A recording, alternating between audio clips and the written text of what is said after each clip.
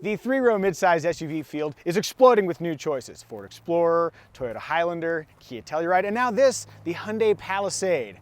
What's the Palisade's deal? Here's the gist. The Hyundai Palisade is a midsize SUV that seats up to 8 and isn't too dissimilar from the Kia Telluride we've previously driven and loved. Actually, not too dissimilar is underselling it, as the Telluride and Palisade share common structures, powertrains, and most of their features. Then again, they do look different. On that note, what do you think of the Palisade style?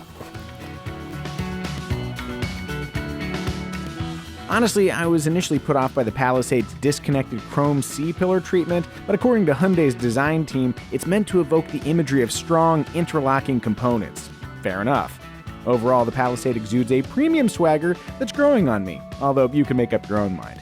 Oh, and if you're wondering, yes, this manufacturer-supplied B-roll we're using was shot in California, not Idaho where we shot the rest of the video. Sorry. Anyway, behind these distinct running lights and assertive grille sits a 3.8-liter V6, 8-speed automatic transmission combo that might be familiar. Telluride. Here are the critical stats. Fuel economy is on par for the segment, though, fun fact, for some reason, front-wheel drive Palisades get one fewer MPG in the city than the Telluride. If you want all-wheel drive, that's going to cost you an extra $1,700, and if you plan to tow, keep it under the Palisade's across-the-board limit of 5,000 pounds. With all that out of the way, what's this thing like in motion? This is where we would normally cut to me driving the car, but my GoPro failed to record. Awesome! But if it had recorded, you would have heard me say something about how the Palisade drives with a smooth, predictable, confident demeanor. In simplest terms, the Hyundai Palisade driving experience is blessedly free from critical flaws. Of course, as a family-oriented SUV, what really matters can be found inside. Oh, hi. Welcome to the front seat of the Hyundai Palisade. Can I tell you something?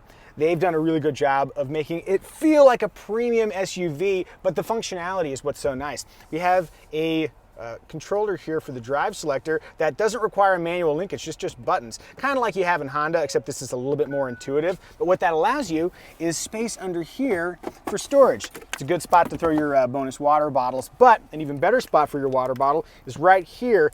Look at the cup holder. This is a neat action. I was making the sound effects if you were wondering. You can put a bottle in there, but one thing I've noticed is if you're driving like an idiot or a Micah, which is the same thing, the bottle may flop around. I feel like it could be a little bit more assertive with holding the bottle in place. One more thing to note, under the armrest here, it's a great amount of storage. I'm just gonna drop this in and it's going to disappear. Let's see. Oh, it even bounced. Oh, landed upright. Everything's coming up Micah. As a family SUV, the big question is, how is second and third row functionality? I will show you by having skipped the most important part. Look at this. Push the button. It slides right forward for easy third row access. And that's a standard feature. It's in 2 positions too. So if you're in the back seat, I can push this right here. It slides up. Super cool. Another thing, grab handle right here. So if you're a child climbing aboard, you can hold right there. And then a really flat spot to put your feet when climbing in the back. The big question too for me, do I fit in the third row? Yeah, I fit in the third row.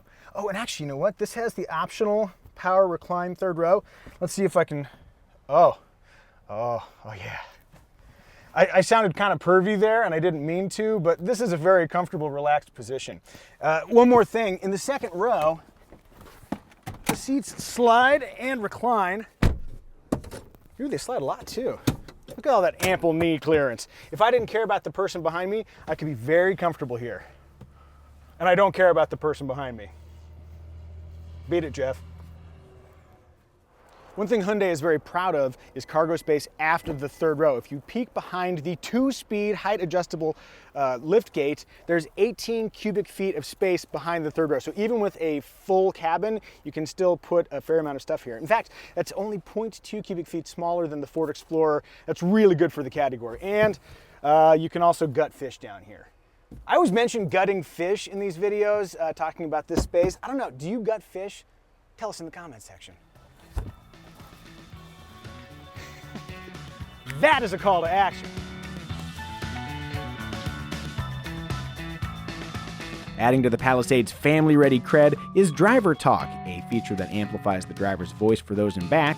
quiet mode, which deactivates the speakers for rear seat passengers, perhaps sleeping children, and up to 7 USB ports conveniently strewn about the cabin.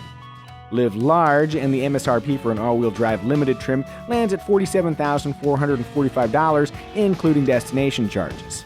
Stay frugal, and a front-drive Palisade SE trim clocks in at $32,595, a price that includes standard lane keep assist, automatic emergency braking, smart cruise control, and Hyundai's 10-year, 100,000-mile powertrain warranty. There are plenty of three-row midsize competitors to consider, but if Telluride is in your sights, here's the breakdown. The Telluride is billed as the rugged choice, both dynamically and aesthetically speaking, while the Palisade favors sophistication. Put another way, And if you want a power-operated third row, push-button drive selector, or this fancy 12.3-inch gauge cluster, go Palisade, because none of those things are offered on the Telluride. The midsize SUV field has gone from competitive to super ultra competitive. Nonetheless, Hyundai has brought their A game. The Palisade is distinctly styled, functional, refined, and smartly priced. Get used to that face, you're going to see a lot of it.